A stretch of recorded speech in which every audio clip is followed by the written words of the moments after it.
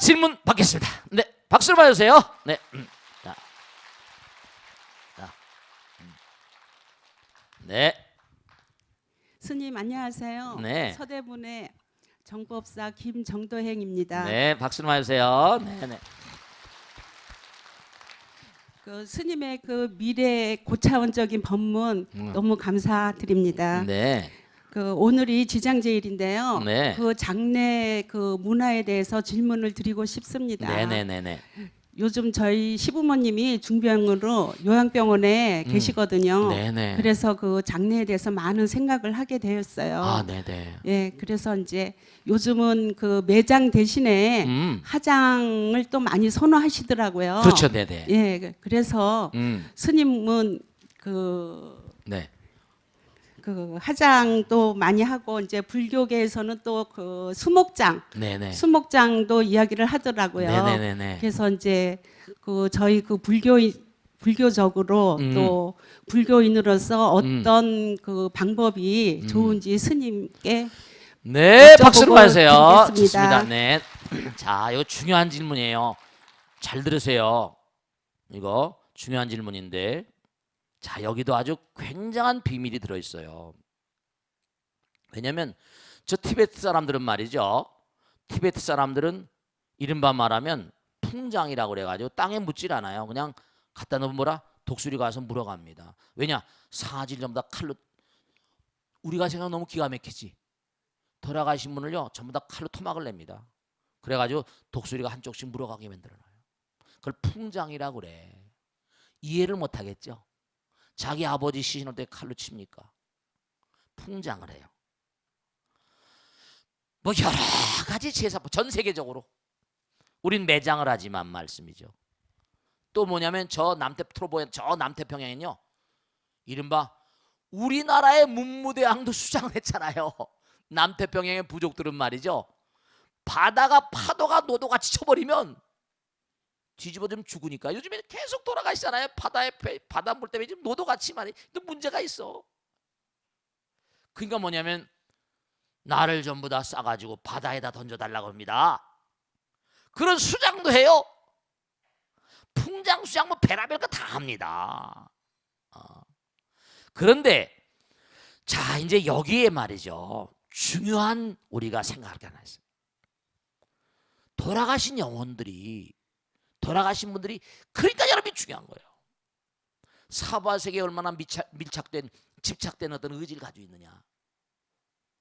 우리나라는 옛날부터 매장을 하잖아요.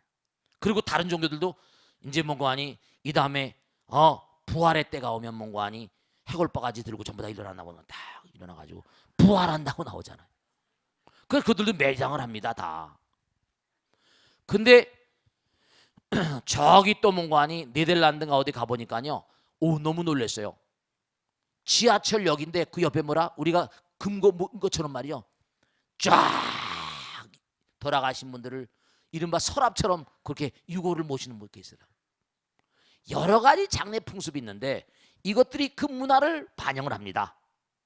그 장소와 시간과 공간의 문화를 반영하는데 중요한 건 뭐냐면요.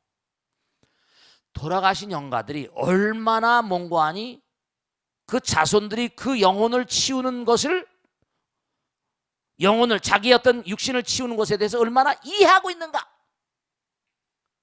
이게 이제 상당히 문제가 돼요. 제가 아는 분이요. 다른 종교를 믿는 분이에요. 근데 뭐냐면 예전에 선조들한테 뭔가 묘를 손을 잘못대면 이게 문제가 생긴다는 걸 알아가지고 저한테 질문하신 거예요.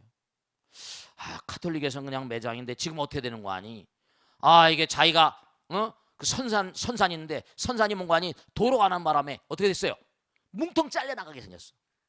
선조들의 묘지가 막 많이 날아가게 생겼어. 어떻게 하면 좋냐는 거예요. 이거 도저히 뭔가 아니 나라의 명령인데 어떻게 어길 수도 없고. 제가 그렇습니다. 영혼들에게 설득력 있게 얘기를 해야 된다. 함부로 하면 안 되니까. 천주교에서는 어떻게 하냐? 어떻게 하려고 그러냐 했더니 천주교에서는 신부님이 이렇게 저렇게 얘기하는데 우리 갈라졌대요. 가족들이 갈라졌대. 천주교 믿는 사람, 불교 믿는 사람 여럿이 있어가지고 유교 믿는 사람이 있어가지고 묘지가 여럿이다 보니까 얘 갈라졌대요. 근데 자기가 의원으로서 어떻게 하면 좋을지 몰라가지고 자기도 다른 종교를 믿지만 그게 제가 내가 얘기하는 걸 채택하건 말건 우선 중요한 건 영혼들을 잘 뭔가 이해를 시켜야 된다. 그들도 다 보고 듣고 있으니까. 정말 그렇습니다. 그래서 이번에 나라의 사정으로 정말로 국법에 따라서 이렇게 묘지를 이렇게 헐게 됐습니다. 그러니까 우리가 양지 바른 곳으로 다 이동을 시켜드릴 테니까 너무 걱정하지 마십시오. 그리고 그들이 믿는 종교 따라서 대단히 죄송합니다만 유족들이 자기 아버지는 화장, 어떤 사람은 또 매장 다 다르지만 그것도 충분히 이해해 주십시오. 이건 어찌할 수 없는 도리입니다. 그래가지고 줄줄이 한 장에다 크게 써가지고 유세차 해가지고 3번을 전부 다 그 유골을 전부 다 파가지고 전부 다 한 다음에 제사를 정성스럽게 지내면서 따로따로 한다는 걸 충분히 이해시켜드리라고 그랬어요. 이해를 시켜드려야 돼요. 영혼들도 다 보고 듣고 있습니다. 지금도 까맣게 계세요. 함부로 막 하면 안 되세요. 중요한 건 영혼들이 중요한 거거든요. 먼저 천도가 돼서 간 존재들은 있겠지만 갔는지 안 간지 모르잖아요. 49제를 지냈는데 스님 49제면 다 천도가 된대. 부처인경에 나오죠. 49제 지내서 가는 것도 있지, 가는 영혼들도 있지만 그의 몸관이 집착의 정도 따라서 수백 년 동안 떠나지 못한 영혼들도 많이 있습니다. 떠나지 못한 영혼들도 수없이 많이 있어요. 그는 영혼의 공부 정도에 따르는 겁니다. 그게 음택 풍수 같은 게 있어가지고 무슨 뭐 유택, 살아있는 사람의 집은 뭐라 양택이라고 그러고 뭐예요? 묘지를 음택이라고 해서 풍수지가 아직까지도 뭐 세력을 얻고 있잖아요. 그러니까 중대한 사실이 영혼을 이해시키게 하려면 살아생전의 몸관이 그와 같은 상념, 마음 가운데 신념을 갖게 하고 믿음을 갖게 하는 게 중요한데 그게 잘 안 됐다고 하면 마음과 마음 가운데 충분히 이해시킬 수 있도록 얘기해줘. 그래서 그 후에 얘기를 들어보니까 실제로 자기가 그렇게 얘기를 해서 전부 다 따로따로 재산 같이 지내고 따로따로 선산에 고탱이를 다 해가지고 모셨는데 그 후에 그 가족마다 별로 문제가 없더래요. 그러니까 돌아가신 분을 어떻게 할 것인가, 뭐 화장을 할 것인가 매장할 것인가, 우리 스님네들은 대체로 뭐냐면 화장을 해요. 중요한 거는 매장을 해놓으면 요즘엔 어떻습니까? 바빠서 갈 시간도 잘 없잖아요. 한 번씩 민족 대이동 뭐 나쁠 거 없어요. 매장을 하든 뭘 하든. 근데 불교식으로 한다면 불교는 뭐죠? 화장을 하잖아요. 그리고 또 하나 중요한 건 영가를 끊임없이 뭐라 영혼의 길로 인도하는 거니까. 어떤 방법이 옳으냐 그러냐는 종교마다 다르겠지만 우리 스님들은 뭐죠? 화장을 해가지고 어떡합니까? 무슨 뿌리기도 하고 다 없애버리잖아요. 왜냐? 이제 몸관이 사바에 살던 모든 년을 떨어뜨려야지 떠나가는 거 아니에요. 다 깨끗이 청소하고. 스님 그러면 스님들은 그렇다 치더라도 아이들도 없고 자식들도 없으니까 스님들은 그렇다 치더라도 우리는 세속에 사니까 본분을 쓰자고 막 하고 이렇게 얘기하는데 제가 말이죠 한 번은 법당에 늦게까지 있는데 아래층에 말이죠 경비실에 누가 왔대요. 근데 스님 어떤 젊은 친구인데요 아버지를 한번 꼭 좀 뵙고 싶다고 왔는데 꼭 좀 넣어달라고 막 우는데 어떻게 하면 좋을까요? 보니까 내려가 보니까요 머리를 썼는데 젊은 녀석이에요. 한 20대도 됐겠나 20대. 울어요. 아버지한테 아버지 뵙고 싶다. 영묘전에 아버지가 모셔져 계신 거야. 영묘전에. 그럼 문 열어드리라. 열어드려서 내가 데리고 왔어요. 들어가더니 막 울더라고요.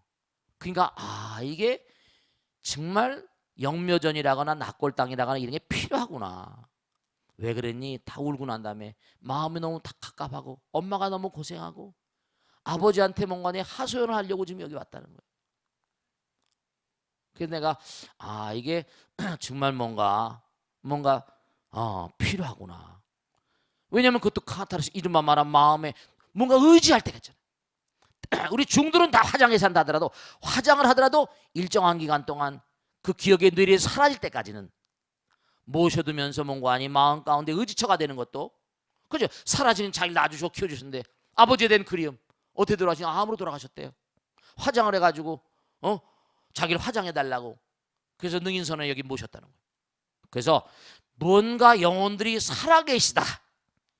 그들이 영원의 길 가다가도 끊임없이 오라. 우리가 후손들을 다 한다. 그걸 세간에 쓴 세간효라고 그러고 출세간 돌아가실 때 출세간효라고 경전에 나옵니다. 아시겠죠? 명심하시고 조상님들을 잘 모시는 그런 마음들을 갖추러 하세요. 다음 질문 하나만 더 받겠습니다. 네. 네. 박수로 맞으세요. 네. 스님 안녕하세요. 네, 고맙습니다. 네. 저는 불교에 대한 상식이 전혀 없던 정말 무지한 한 중생이었어요. 무슨 근데 말씀이세요? 우리 능인선원 스님을 만남으로써 네.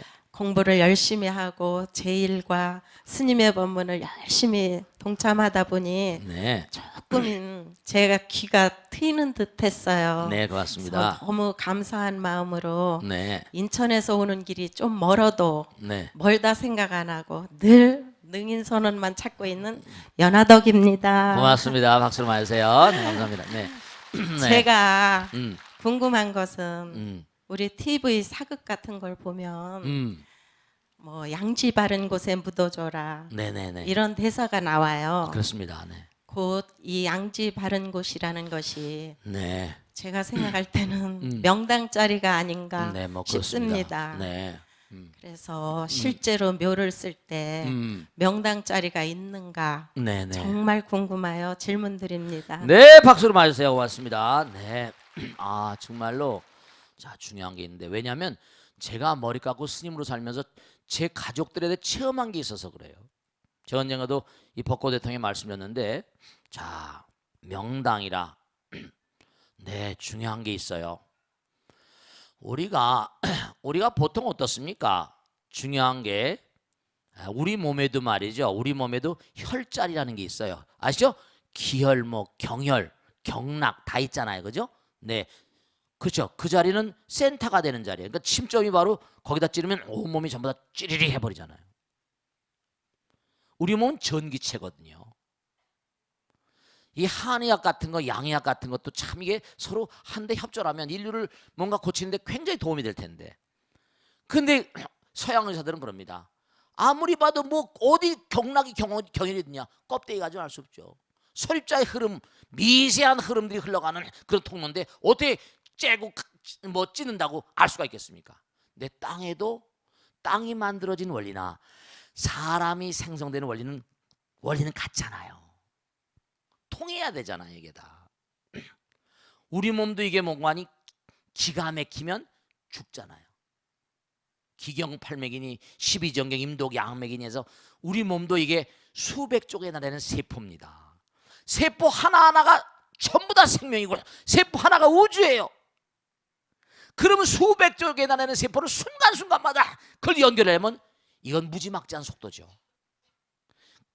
즉각으로 내장의 모든 세포들도 마찬가지.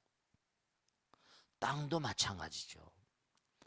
제가 아까도 이장에 대해서 말씀드렸는데 실제로 이장을 하다 보니까 정말로 너무 놀라운 걸 제가 많이 체험했는데 돌아가신 지 40년이 됐대요.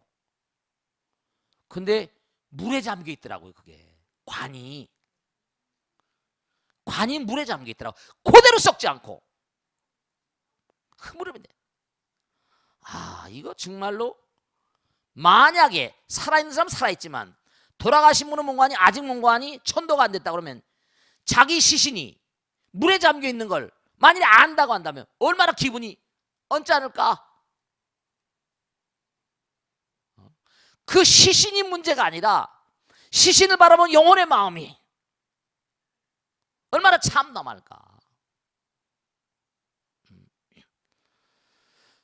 풍수질을 한 사람은 그렇게 합니다. 뭐라는 거 아니? 이른바 화계. 그 자리에 가면 뽀송뽀송해서 그 자리에 뭔가니 온열. 그러니까 뭐냐면요. 유명한 그런 여름죠.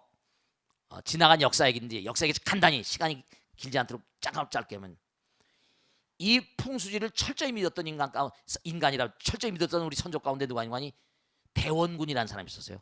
흥선대원. 그 당시는 뭐냐면 안동깁시 천하였었어요. 그래가지고 외척이 득세해가지고 완전히 왕족들을 하나하나씩 다 쓰러뜨린 거예요. 그래서 강화도령 얘기 나오잖아요. 그죠? 강화도에는 참 무지랭이처럼 사람 왕족 하나 끌다 철종을 만들었잖아요. 자기 천하야. 마음 가운데 다시 왕가를 회복해야 되겠다는 게 있지만 잘못하면 또 뜨임 어떻게 돼요? 또 그냥 막 없어져 버리니까 술 먹고 정말 개같이 지내면서 막 그냥 자기를 숨기는 거예요. 근데 딱 하나 어디서 들었는지 공부를 했는지 뭐냐면 묘자리 하나 잘 쓰면 정말 뭐가 된다는데 이걸 어디서 들은 거예요. 그래서 그 당시에 나라 안에는 모든 사람을 찾아다니면서 지사 땅 보는 사람을 찾았는데 드디어 한 사람을 찾아. 정만이라고 정씨라고 이름 나옵니다. 근데 해달라고 막 이 나라를 살리기 위해서 막 해달라고 사정을 하는 겁니다. 자기 해줬다가 만일에 그걸 알게 되면 안동시비가 나오면 자기는 당장 그거잖아요. 두 가지가 있다. 하나는 뭐냐면 자손 대대로 번창하는 혈자리가 있고, 하나는 딱 황제가 되는 두 대가 되면 가족이 다 몽관이 쓰러지는 그런 자리가 있다. 황제 둘이 나오는 자리를 원하겠냐, 아니면 자손 대대 번창한 자리를 원하겠냐. 당연히 흥선대원은 뭐냐면 좋다. 당장 지금 내가 이 나라를 뭔가 해야 되겠다. 그래가지고 그 자리가 바로 저 충남 서산 부근에 있는 지금 자기 아버지 남현군이라고 그래가지고 그 남현군의 묘자를 쓰고 난 다음에 진짜로 너무 기가 막히게 그게 명당이라는 거 아닙니까? 그래가지고 자기 아들 고종이 얼마 뒤에 이른바 말하면 그 흥선의 부인이 잉태를 한 거예요. 그래가지고 혈통이 없어. 그래서 그 당시에 대비마마 왕대비 태우라고 그러죠. 왕태우하고 연결돼가지고 자기 아들 고종을 만든 거예요.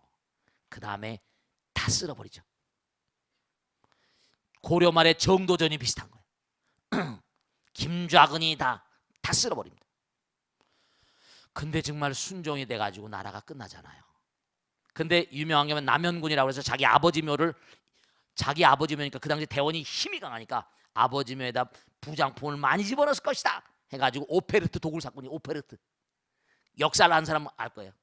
그 남현군의 묘를 도굴하면서 쇄국 정책이 강해진 겁니다. 어쨌거나 간에 땅을 보면 제가 이제 이른바 말하면 언제가도 말씀드렸잖아요. 직관 가운데 유명한 우리 한국의 지금 직관들 가운데 그 사람한테 안 배운 사람 별로 없습니다. 뭐뭐한 서울대학교 교수, 그 사람을 책에 보면 내 스승 백관도사라고 나오니까 산에서 정말 모시고 살았었어요. 여기도 왔었고. 근데 뭐라 그럴까, 옳다 그럴 하도 이른바 말하면 제대로 모르는 사람들이 많으니까, 사이비들이 많으니까. 근데 뭔가 있는 건 분명. 왜냐? 사람의 몸에도 혈자리가 있으니까. 근데 이 땅에도 혈자리가 있는 건 아마 분명할 겁니다. 근데 그 혈자리를 누가 아는가? 가짜배기들 가는 곤란해. 너무 가짜배기가 많으니까. 정말로. 그래서 제가 꼭 말씀드렸는데 요즘에도 뭡니까? 큰 재벌들은요 전부가 다 건물을 짓거나 뭐 할 때 전부 다 뭐예요? 뭐 전부 다 보면서 합니다. 전부 다. 지금도 삼살방이 대장군만이 어쩌잖아요.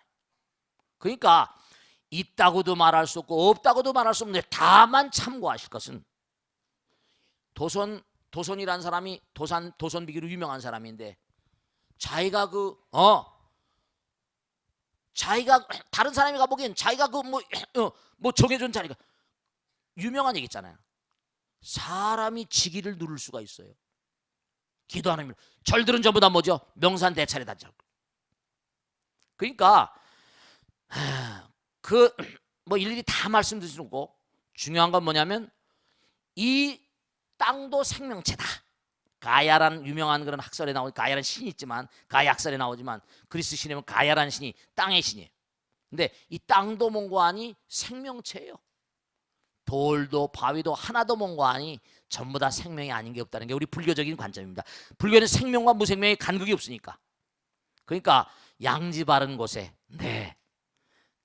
우리나라는 옛날부터 산이 많으니까, 그리고 부처님 당시도 뭔가 아니 산과 관계가 많았지, 숲과 관계가 많았고, 뭐 룸비니 동산 태어났잖아요. 룸비 동산에 태어나셨었고, 그 다음에 또 뭐죠? 그 다음에 보리수 밑에서 깨달으셨고, 사라 쌍수 밑에 돌아가셨고, 숲과 관계가 많아요. 그러니까 명당이다 뭐다 그걸 정말 명당인지 아닌지 어떻게 알 수 있습니까? 옛날에 그 백간도서 같은 사람은 땅을 이 땅속을 보고 워낙이 뭔가 알다 보니까 흐름을 알더라고요. 옛날에 소강절 같은 사람은 갈매가 끼룩 우는 걸 보고 천년 미래를 안다고 하듯이 그 정도 도인이 아니면 어떻게 그 땅의 흐름을 알겠냐. 진짜 도인이 아니면. 그러니까 그런 거 너무 신뢰하지 마시고 중요한 거 하나 말씀드릴게요. 자리는 전부 다 중요한 겁니다. 요즘 중요한 거에 잘 들으세요. 우보익생 만홍 중생수기 등립 그랬죠. 그릇 따라서 내가 얼마나 공덕을 많이 쌓았냐. 자리는 사람이 자리를 만들고 자리가 사람을 만들죠. 기도 열심히 하고 정진 열심히 하고 공덕이 숭한 사람은 좋은 데 가서 묻히게 돼 있어요. 좋은 데 가서 묻히게 돼 있습니다. 공덕이 숭한 사람은 전부 다 가는 자리도 하늘이 일러주고 부처님이 일러주십니다. 제가 보니까 그렇더라고요. 그러니까 열심히 부처님의 뜻 움직인 우리가 한 걸음 두 걸음 움직이는 것도 전부 다 우주의 흐름 따라 움직여요. 전부가 다 아시겠죠? 그런 걸 아시고 항상 우리가 부처님 전에 열심히 정진하시고 지금 무슨 명당을 어떻게 한다는 말씀이에요. 이 땅이 지금 전부 다 몽고하니 사람들 사는데 지금 묘지가 또 넘쳐난다는데 세계적으로 전부 다 묘지가 그러니까 뭐예요? 전부 다 화장에서 전부 다 박스에다 다 네덜란드 다 마찬가지잖아요. 이 우주가 다 부처님 나라고 자기가 기도하는 마음 따라서 다 좋은 자리로 갈 것이라는 걸 생각하시고 열심히 정진하세요. 아시겠죠? 질문 받겠습니다. 네, 제 질문해 주세요. 네. 요새 이제 정부 제가 왈가왈부할 건 아니지만 네네. 요새 정부가 이제 군 복무 경험을 학점으로 인정해주는 학점제를 추진한다고 합니다. 네네네. 근데 스님 저는 이제 물론 강제성은 없다고 하지만 네네. 젊은 딸들 가진 저로서는 네네. 딸들이 이제 불평하는 걸 들었어요. 아, 네네네. 그런데 이제 그로서는 이제 뭔가가 부당하다고 생각한답니다.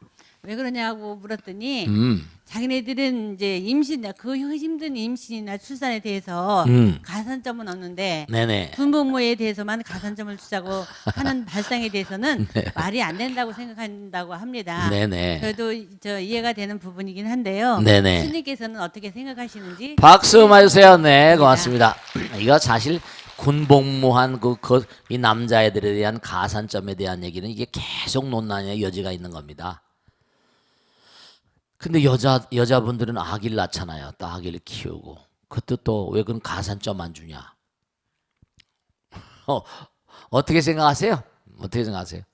여기 보살님들이 많이 계신데 그런데 이렇게 생각해 볼 수가 있어요. 뭐냐면 남자로 태어났으니까 남자의 업이 있고 여자로 태어났으니까 여자의 업이 있겠죠. 그렇겠죠? 우리가 아이를 낳는 것도 얼마나 힘들어요. 또 아이를 키우는 것도 힘들고. 그런데 아이를 낳거나 아이를 키울 땐 말씀이죠. 일단 결혼을 해야 되잖아. 그지? 결혼하면 남자가 잘 봐요. 남자가 어떤 여인을 취할 땐 그 아이들을 자기가 자기 자식이고 대를 이어갈 존재들이니까 자기가 책임을 져야 되잖아요. 그지? 그러니까 아이들을 낳고 키우는 것은 결정적으로 그건 어떻게 보면 물론 나라도 책임 있어요. 나라도 거기에 뭔가 그러니까 요즘에 임산 출산 휴가도 주고 막 합니다만은 결혼을 할 때 그건 전부 다 아이를 낳는 건 일종의 여자로서의 의무 같은 거지. 출산의 의무 같은 거. 태어나길 그렇게 태어났습니다. 그리고 그건 또 결정적인 책임은 남자에게 큰 책임이 있는 거죠. 물론 부부가 맞벌이하는 집안도 많고 그건 자기 타협하에 맞벌이해서 돈을 벌고선 같이 살고 하는 거지만 근데 아주 중요한 건 뭐냐면 아이를 낳고 키우는 그것도 굉장히 중요한 일이죠. 근데 그거는 일단 개별이 책임이라 개별 남편들의 책임이고 가게 책임이잖아. 물론 나라의 책임 없는 것도 아니에요. 있죠. 근데 중요한 것은 뭐냐면 군대라고 하는 건 저는 뭐 어느 편을 들고 어느 측면을 뭐 중요하다 안 중요하다 그렇게 말하고 싶진 않아요. 근데 이런 건 또 있거든요. 우리나라 같은 나라는 이게 또 기가 막힌 게 미국 같은 데는 뭐예요? 군대 우리나라처럼 뭐 강제로 그렇게 징집하지 않습니다. 전부 다 자기들이 뭐예요? 자원해서 갑니다. 그 미국에는 어떤 제도를 쓰는 거 아니? 다른 나라에서 막 불법 이민자가 많잖아. 그러니까 불법 이민한 이런 친구들 혹은 또 와가지고 우리나라에도 이제 와가지고 뭔가 하니 근로자 불법 체류자들 있잖아. 불법 이민 불법 왜냐하면 그 멕시코라거나 이런 데서 말이죠 막 그 뭐요 넘어오잖아. 막 미국으로 넘어옵니다. 아무리 뭐 군대들이 지키고 한다더라도 그거 막 넘어오는데 어떡하겠어요 그거. 미립국 하잖아. 미국은 또 그냥 프리하게 다 받아주니까. 근데 일일이 그걸 다 체크할 수가 없잖아. 그 어떻게 하는 거 아니? 그때마다 미국에서 그런 친구들은 뭐예요? 전부 다 받아들여 가지고 군대 지원을 하게 되면 시민권을 줍니다. 군대 지원하게 되면. 그러니까 히스패닉이라거나 동양에서 온 사람이라고 이런 전부 다 하니까 거기는 징집제가 아니야. 강제 징집제가 아니야. 그러면서 군대를 들어가면 거기서 군대에서 교육제도가 잘 돼 있어요. 걔네들은. 뭐 방송, 통신, 고등학교, 대학교 다 돼 있어가지고 군대에서도 공부를 많이 시킵니다. 그리고 전 세계 모든 나라의 미군이 주도하다 보니까 여러 가지 혜택들을 많이 줘요. 한국에도 미8군도 있고 다 많잖아요. 그러니까 이른바 말하면 거기는 강제성을 띠지 않은 거. 우리나라는 강제성이란 말이야. 가고 싶지 않은 거 가는 거지. 미국 사람들은 불법 체류자니까 자기들이 미국 국민이 아니거든. 미국 시민이 아니니까 거기 갔다 오면 시민권을 준다니까 자기들이 자원해서 자기 의지로 가는 거야. 근데 우리 한국 젊은 애들은 군대 가기 싫어하거든 다 지금. 대부분이. 아무리 국토방위 의무를 하지만 말이지. 3년 갔다가 뭐 갔다 오면 별로 긍정적으로 생각하지 않는다고요. 공부하는 게. 이거는 뭐냐면 그 아들 딸들이 결혼해가지고 개별 책임 문제 아니라 국토방위거든. 접촉 지역이란 말이야. 김정일이 김정은이가 쳐들어내면 어떻게 하겠어? 강군을 가지고 또 막아야 되거든 이거. 그 여기서는 뭔가 아니요. 무슨 뭐 불법 체류자가 있는 것도 아니고 뭐 어떻게 할 수가 있는 것도 아니지. 요즘 우리나라 이민 정책은 전부 다 애를 안 하니까 대체로 보면 다문화 민족 베트남이나 캄보디아 다 받아들이잖아요. 그런 건 받아들인 추세입니다. 일본은 그것도 안 받아들여요. 일본도 점점 출산율이 약하니까 그런 걸 받아들이려는 체제를 취하고 있습니다. 우리나라는 그래도 오픈돼 있는 거예요. 결혼해서 온 애들은 전부 다 아이를 낳는 거 전부 다 받아주죠. 저 지방에 가면 정말로 뭐 월남이나 캄보디아나 필리핀에서 온 사람 참 많습니다, 여러분들. 정말 많습니다. 지난번에 어디 가니까 그 마을이 뭐 60몇 가구인데 30몇 가구의 외국인 그 베트남 월남에서 와 있어요. 반 정도가. 깜짝 놀랐어.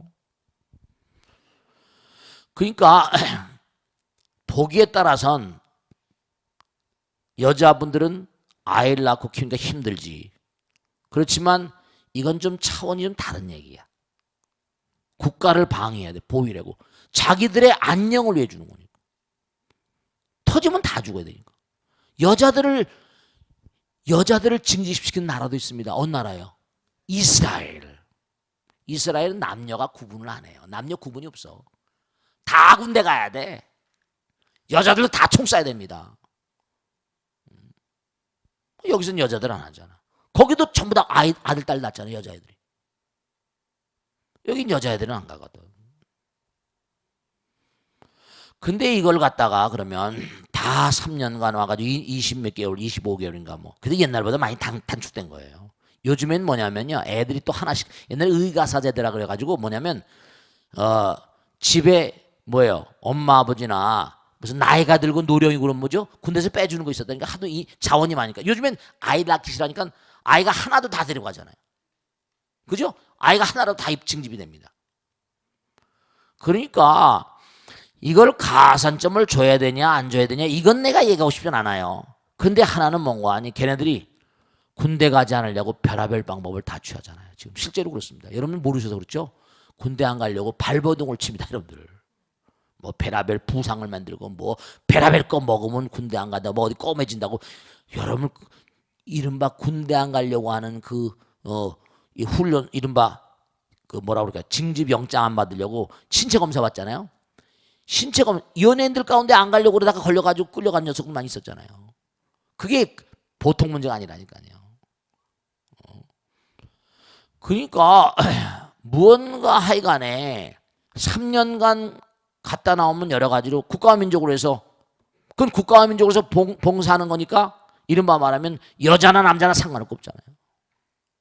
거기에 대해서 무언가 혜택을 줘야 된다 안 줘야 된다.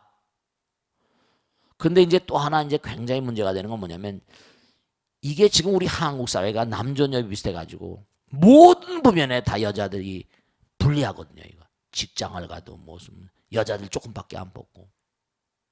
왜냐하면 이런 게 또 많이 있다. 이런 게 참 많이 있는 게 여자들은 아이를 낳으면 임신하면 임신휴가 있지 출산휴가 있지 뭐 이런 휴가 같은 게 많으니까 직장에서도 가뜩이나 그냥 이 사람들 그냥 충원하기 힘든 데다가 공부를 다 시키고 직장에서 익숙할만 하면 쉬어버리고 그러면 회사도 뭐죠? 막대한 타격이니까 여자들을 또 안 뽑는다니까. 우리나라가 아직 사회복지 후진국이거든요. 우리도 사회복지관 운영하고 하지만 미국 같은 데는 구라파 같은 데는 이게 출산휴가가 철저히 됐거든. 아주 유급 출산휴가야. 북구라파 같은 데는 춥잖아요. 거기 아이들 안 낳았습니다. 추우니까. 아, 저도 유럽 돌면서 함부르크 거쳐서 스웨덴 들어갔던 적이 있는데 진짜 춥습니다. 함부르크도 북해는 추운데 거기 들어가면 진짜 추워요. 그 추우니까 아이들을 키우기도 힘들잖아요. 그러니까 사회복지 그 세금을 어마어마하게 걷습니다. 월급의 반 정도가 세금이라고 보시면 돼. 근데 다 받는 걸 아는 거지 자기들이. 다 받는 걸 아니까 그냥 그렇게 냅니다. 이민자들도 많아요. 좀 세금 많이 낸다고 그래가지고 돈 있는 사람들. 그렇기 때문에 뭔가 이 여자들 사회 진출 문제라거나 가산점 문제는 아직 확정된 게 아니고 지금 논의 중이란 말이에요. 논의를 좀 많이 해서 콘센서스가 이루어지는 그런 안을 만들어야지. 일방적으로 하면 여자분들이 또 요즘엔 여자들이 너무 똑똑하거든요. 고시쳐도 보세요. 군대 갔다 오면 고시치려면 3년 늦었는데 여자들이 막 그런 일 들었어요. 고시친데도 자기하고 똑같은 동급생인데 자기는 군대 갔다 와다 보니까 한참 선배가 돼 있는 거야. 고시 서열로. 그 동창 밑에 있어야 되고 후배 밑에 있어야 되고 막 이런 일이 벌어지고 막 여러 가지 사회에서도 그러니까. 그러니까 이게 왜 그런 얘기가 나오냐면 고시 합격생들이 파격적으로 여자들이 많아요. 그럼 몇 년 앞서가는데 군대 갔다 오면 새까맣게 후배인데 자기가 고시 후배란 말이에요. 그럼 이건 좀 뭔가 호봉을 쳐줘야 되지 않냐 뭐 이런 얘기들을 하는 겁니다. 이제 그런 얘기들이 아주 많이 나오고 있는 거예요.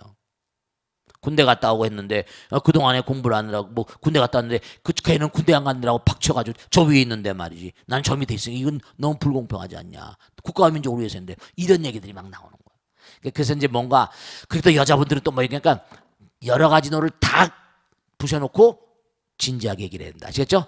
자, 그 정도 해두죠. 자, 다음 질문 받겠습니다. 네, 하나 더 받겠습니다. 네, 자, 박수 맞아주세요. 네, 우리 고사님. 네, 네.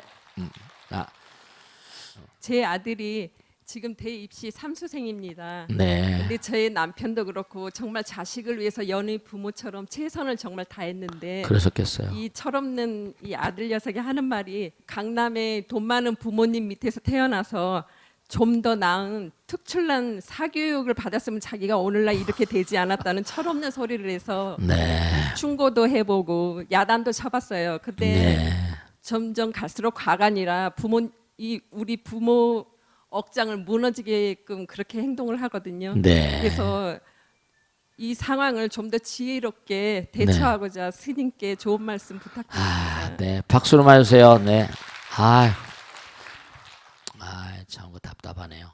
듣고 보니까 답답해. 저런 질문 하신 분들 아까도 제가 언젠가 말씀했지만 아버지가 박봉인데 아들 녀석이 말이죠. 막 그냥 다른 애들은 막 쪽지 계산하는데 몇백만 원씩 과외를 하고 그러는데 나는 대학교 못 가겠다고 집 나가버리고 막 그런 녀석들 상담을 받다 보면 막 저도 머리 깎고 살지만 억장이 무너질 때가 많습니다.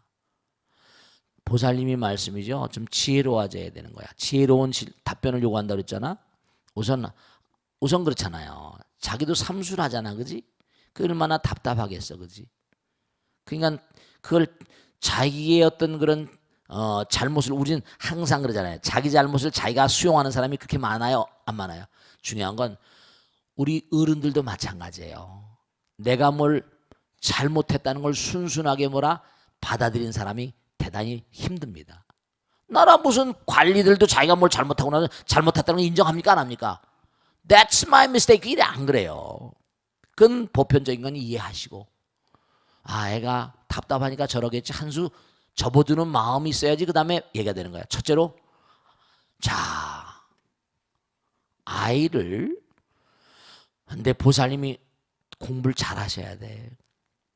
왜냐하면 아들을 자꾸 스님이 얘기한 걸 잘 들어서 진지한 자세로, 첫째로 엄마가 네가 답답해하는 마음이 이해한다. 네가 자꾸만 잘못되니까 너도 얼마나 갑갑하겠니? 이래가면서 이해하는 쪽으로 해야 돼. 무조건 욱박지르면 안 되니까. 두 번째로 뭐냐면, 엄마나 아버지가 네가 그런 말 할 때 무능한 엄마 아버지는 얼마나 괴롭겠니? 무능하다기보다 엄마 아버지가 능력이 부족한 걸 하늘에서 뭘 따다가 주다면 널 따다 줄 수 있을 텐데. 불교에서는 말이야, 부모하고 아들은 이게 만겁의 인연이래. 뭐냐면 이 광활한 우주 가운데 너 별들도 많잖니? 하늘의 별들도 어마어마하게 많잖아. 은하계 우주니 뭐 어마어마하게 많은데 그 중에서 네가 다른 부모한테 안 가고 정말 엄마 아버지 뱃속에 이렇게 들어왔잖아. 이게 장난이 아닌 인연이고 불가사의한 인연이라고 불교에서 그런단다. 그렇게 부모를 만나려면 1만 겁을 찾아다녀야 되는데 1만 겁이면 속옷만 쳐도 한 겁이 7억 년인데 1만 겁 곱하기 7억 년 해봐라. 그러면 이게 어마어마한 무량한 세월이거든. 그렇게 해서 만난 인연인 거야. 그러니 이거는 인연 따라 만났는데 너하고 엄마 아버지 부모 삼자는 말, 부모 자식 삼자는 이게 진짜 뗄래야 뗄 수 없는 인연 아니냐. 그 너도 엄마 아버지 탓하는 것보다 엄마 아버지도 억장이 무너지는데 네 능력이 부족한 건 엄마 아버지 능력이 부족하니까. 그러면 만약 네가 엄마 아버지 탓을 하면 너의 앞날이 어떻게 되겠냐? 생각해봐. 가난한 사람들이 매일 영원히 가난하다 뭐 믿냐? 노력하고 이런 사람도 얼마나 많니? 불굴의 의지로 엄마가 잘나고 엄마가 뭐 했다고 아버지가 잘났다는 게 아니야. 안타까운 건 네가 자꾸만 엄마 아버지 탓을 하게 되면 너의 미래가 걱정돼서 그런다. 8분의 정말로 옛날하고 물론 상황이 다르지만 정말로 네가 엄마 아버지 탓만 자꾸만 하게 되면 너의 미래가 깜깜할까 봐 엄마 아버지가 너무 슬픈 거야. 저 무슨 시커먼 나라에서 한국에 와가지고 여기서 또 뭔가 돈 벌어 먹으려고 오는 사람도 많이 있지 않냐? 너도 뭔가 몸과 마음을 던져가지고 한번 진지하게 네 인생을, 이제 엄마 아버지는 죽는다. 때가 되면 죽지만 너의 인생을 네가 자꾸만 뭐 타박하고 인연 따라 들어왔는데 그럼 너의 그 그릇을 극복하려고 노력을 자꾸만 해서 그렇지 않냐? 정말 불굴의 의지를 가지고 그래야지 네 인생이 뭔가 길이 열리지. 자꾸만 타박만. 불교에서는 뭐냐? 또 세 번째로 꼭 얘기할 게 전부 다 인과라고 그러거든. 인연이라고 하니까 네가 복잡하게 얘기하면 또 힘드니까 네가 엄마 아버지 만난 것도 인연이고 인과니까 네가 너의 상황에서 최선을 다할 수 있는 뭔가 네가 길을 열어가라. 엄마 아버지가 지금까지 너를 키워주는 것도 이게 지금까지 너를 낳아서 지금까지 정성을 다해서 키웠는데 엄마 아버지는 너의 그런 얘기를 들으면 너무 정말 억장이 무너지고 괴롭다. 근데 내가 괴롭고 엄마 아버지 괴로운 건 내가 무능하니까, 내가 능력이 이거밖에 안 되니까 아버지도 얼마나 고생해서 널 그렇게 키웠냐. 근데 이제 뭐냐 하면은 이제 네가 자꾸만 원망을 하고 이래버리면 이 우주는 아무도 원망할 게 없다고 그러더니 인연 따라 만났으니까. 너도 그러면 왜 그럼 이병철 씨 아들로 태어나지? 왜 이렇게 태어났냐? 이렇게 물어봐. 너 왜 정주영 씨 아들로 태어나지? 왜 이렇게 엄마 아버지 뱃속에 들어왔냐 너는? 응? 너는 왜 엄마 아버지 뱃속에 들어와서 왜 엄마 아버지 억장으로 무너뜨리고 가슴 아프게 하냐? 넌 좋은 집에 태어날 수도 없으면 그럼 좋은 집에 가지 왜 왔어? 이렇게 만난 거 인연이니까 여기 우리가 현실을 긍정하고 여기서 우리가 최선을 다해서 뭔가 네가 자꾸만 너 자신을 극복하려고 자꾸만 정말 몸과 마음을 다해서 분골 쇄신해야지. 그게 네 앞날이 좋잖아. 엄마 아빠도 정말 가슴이 아픈 건 그렇지. 엄마 아빠도 어려운 가운데 커가지고 지금 이만큼 왔는데 네가 자꾸만 그러면 너의 앞날이 깜깜할까 봐 더 괴롭다. 그러니까 우리 이제 더 이상 그런 얘기 하지 말자. 너도 괴롭고 나도 괴롭고 다 괴로우니까 이제부터는 여기 이 순간에서 앞으로 나갈 꿈만 하자. 어떻게 살아야 되겠는가? 어떻게 살 것인가? 얼마나 열심히 해야 될 것인가? 진지하게. 공부가 삼수해서 안 된다면 뭐 다른 길을 가든지 네가 진지하게 생각해 봐라. 그래서 이제 앞으로는 뭔가 아닌 네가 엄마 아버지가 뭐 네가 잘 되라 안 되라 네 운명이니까 네가 잘 되면 너무 좋겠지만 잠깐 엄마 아버지 탓하고 안 된다고 또 안 된다고 그러면 또 우리 엄마 난 또 낸 대로 어떻게 하겠냐. 그런 걸 진지하게 얘기하라고. 인연 따라서 왔다는 거. 인과라는 거. 다른 집에 못 간 것도 다 너의 전생에 지은 우린 전생을 얘기하거든. 지옥에 태어나는 거. 아귀, 축생, 뱀으로 태어나고 송아지 태어난 거 전부 다다. 그런 걸 진지하게 얘기하면 아이들도 뭔가 하니 나름대로 진지하게 얘기해. 상대방의 입장을 얘기하면서. 알겠지? 그럼 아마 좀 더 관계가 부드러워질 거야. 얼마나 답답하겠어. 아시겠죠? 자, 여기서 모두 끝내겠습니다. 대단히 수고했습니다. 모두 성공하십시오. 고맙습니다. 마치겠습니다. 네.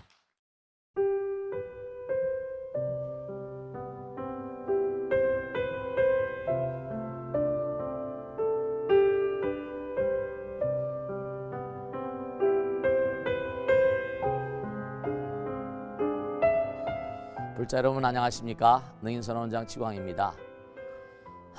이 불교 방송은 정말로 불교의 보배입니다. 부처님의 거룩한 뜻이 무엇입니까? 부처님의 가르침을 세상에 퍼뜨린 거 아니겠습니까? 불교를 정말로 한 차원 업그레이드 시키고 한국 불자들의 신심을 한 차원 더 장양시키기 위해서는 여러 불자님들의 정말 도움이 필요합니다. 몸과 마음을 다해서 많은 불자님들 ARS 한 통에 이 불교 방송이 살아날 수 있습니다. 여러분의 관심과 그 다음에 편달이 한국 불교의 새로운 날, 그리고 새로운 시대, 새로운 차원으로의 도약으로 그렇게 우리 방송, 불교를 그렇게 인도할 것이라고 확신합니다. 감사합니다. ARS에 많은 관심 부탁드립니다. 감사드립니다.